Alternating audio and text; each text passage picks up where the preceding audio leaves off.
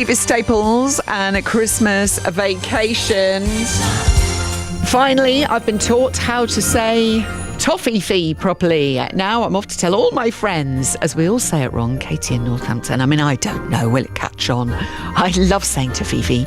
Zoe, fee means fairy in German, so it's the toffee fairy. Oh, now we understand.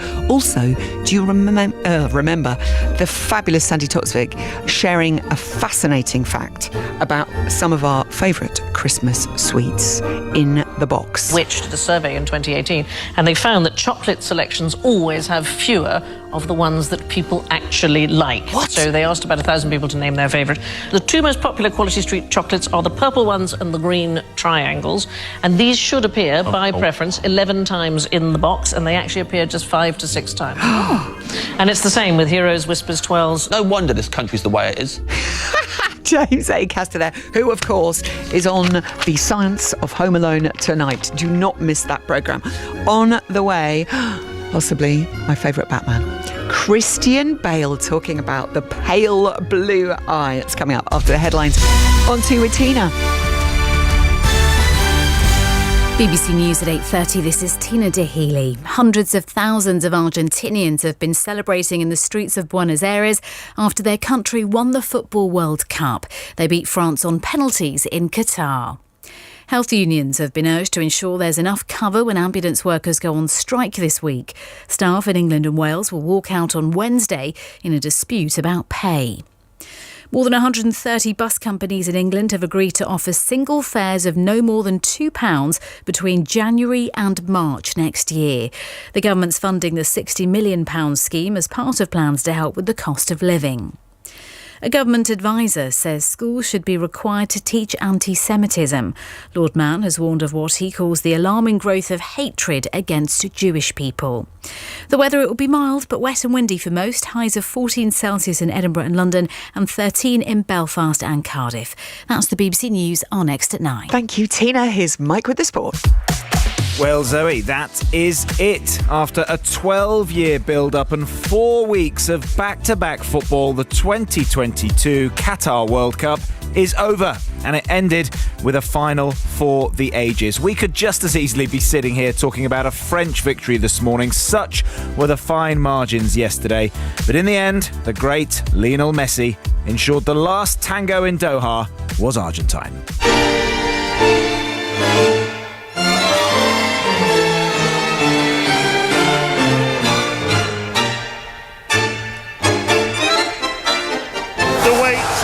Almost over. This is the World Cup final in Qatar. We love Messi. We think he deserved this last World Cup so much.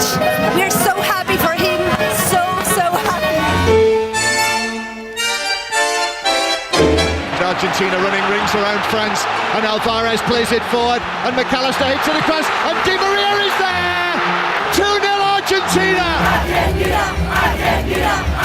And now Mbappe has the chance to score, which he does, and it's Mbappe to the rescue for France.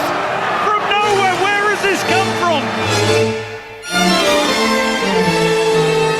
Y no solamente que somos campeones del mundo. The match was completely insane. Oh, Messi's there, it's cleared off the line, or is it over? The goal is given, and now Messi, just like Mbappe, has scored 2 goals in this unforgettable World Cup final here in Qatar.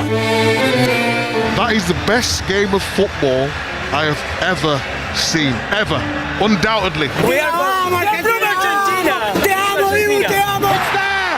He sends Martinez the wrong way, and France have now made it 3-3.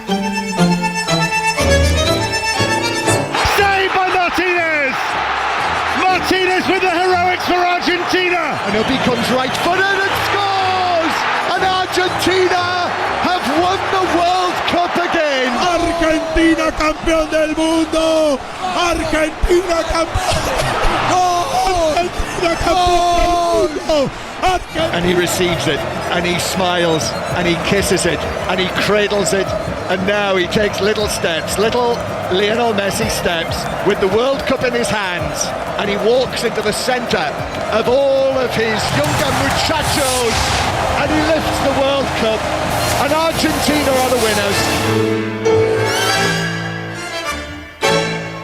Congrats to Argentina, winners on penalties over France in an incredible World Cup final to become champions for the third time in their history. But this is Messi's moment. He has finally achieved his dream and surely now reached immortality in the footballing gods. He is a world champion, and that, Zoe, was the World Cup. Oh my goodness me. Those amazing shots over Buenos Aires where they've got the huge Maradona. It's incredible. They're still partying, aren't they? Their homecoming will be unbelievable. I would happily watch that match again today. Watch the whole thing. It was so good. Very funny moment on 5 Live yesterday. There was a French journalist standing up in front of the gang, and I think it was Chris Sutton who had to very subtly say, "Asseyez-vous," because they couldn't see what was going on. Obviously, she was incredibly tense watching her team. You don't want to miss any of the the match from yesterday. Yeah, an incredible match. And the countdown starts now. 3.5 years till the next World Cup, 2026. Fantastic. Amazing finale. On BBC Radio 2. Thank you so much, Mike. Christian Bale on the way.